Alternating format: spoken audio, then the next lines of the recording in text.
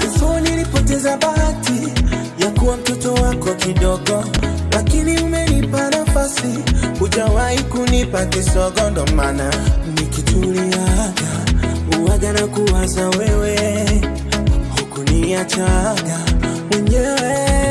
Kwenye bonde la mauti ulinishika mkono ukanivusha, na kumbuka sifogeti, jina lako linatisha Bwana. Kweli Baba unaweza kufanya makubwa, ninakosa cha kusema.